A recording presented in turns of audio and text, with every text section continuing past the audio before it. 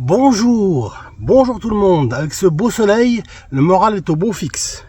Par contre, au Moyen-Orient, là, ça ne rigole pas. Le temps de la paix est terminé. Voici nous vient en pleine face, comme un effet boomerang, un temps nouveau, celui de la guerre. C'est malheureux, mais c'est comme ça. Et l'ouverture d'un conflit majeur au Moyen-Orient et au Proche-Orient. J'appelle tous les chrétiens de France, d'Europe et du monde entier, à prier à genoux, face contre terre. Car le 28 février au matin, la nouvelle est tombée, les États-Unis d'Amérique et Israël ont attaqué l'Iran. La guerre est désormais déclarée. Et c'est une vraie réalité pour beaucoup d'innocents, de civils, qui vivent le quotidien de la guerre, très pénible et très douloureux. Les experts en géopolitique connaissent bien tous les enjeux qui gravitent autour de ce conflit.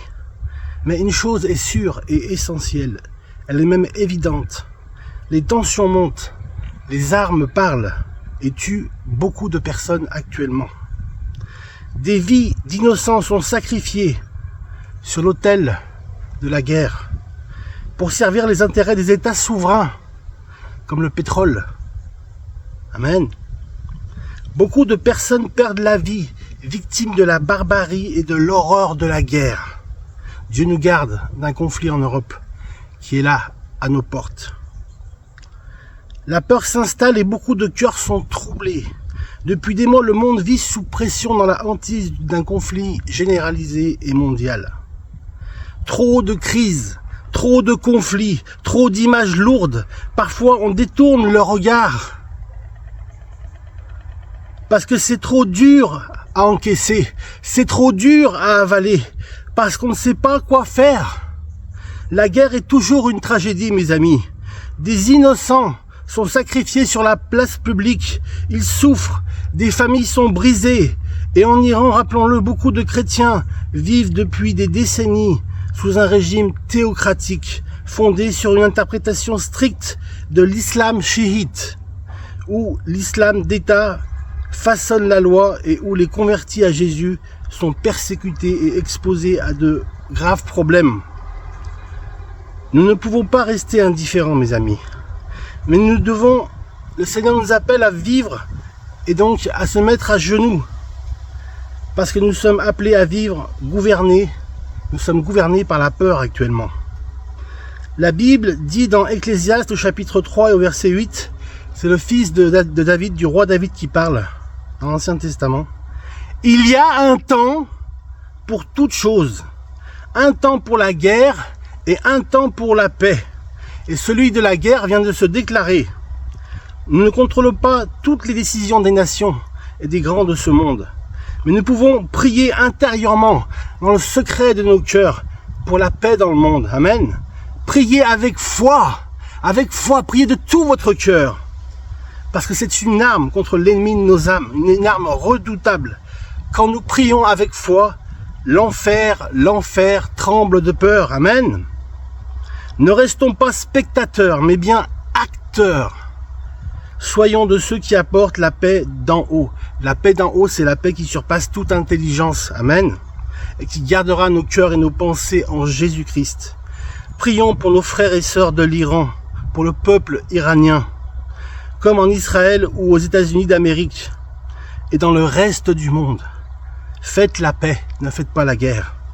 Prions pour la protection des innocents. Prions pour la justice, celle de Dieu, pas celle des hommes. Amen. Quand l'anxiété envahit les écrans, et nos pensées, rappelons-nous, l'anxiété n'est pas un péché, c'est un signal d'alarme. Ça veut dire que des choses mauvaises vont se dérouler, vont se passer. Un signal qui nous pousse à revenir à la source, à l'essentiel, à la parole de Dieu et à Dieu, à la Trinité de Dieu. Dieu reste le prince de la paix. Amen, c'est écrit dans sa parole. Sa paix ne dépend pas des armées ni des décisions politiques. Sa paix est disponible aujourd'hui dans le secret de ton cœur. Il est temps de nous lever. Levons-nous, stand up, et de prier et surtout d'agir. Il est temps de passer à l'action. Ne laissons pas la peur écrire l'histoire de nos cœurs. Laissons la foi nous réveiller et nous conduire vers des eaux paisibles, vers la paix. Car il n'en ressort rien de bon des conflits mondiaux et armés. Juste beaucoup de souffrance, de la douleur, avec des victimes innocentes sur la volonté d'hommes politiques sans aucune pitié pour leur population et qui ont du sang sur les mains et mauvaise conscience. Les hommes politiques ont du sang sur les mains et ont mauvaise conscience. Mes amis, après la guerre, reviendra la paix, c'est sûr. Il y a des temps de guerre et des temps de paix dans l'histoire de l'humanité. Mais pour combien de temps? Ça, je l'ignore. Dieu seul le sait. Est-ce que tu veux bien te joindre à moi et à nous, les chrétiens, dans la chaîne de prière, pour le manifeste citoyen de la paix dans le monde? Shalom, salam, paix sur la terre aux hommes de bonne volonté et que Dieu agrée. Soyez bénis mes amis. Amen.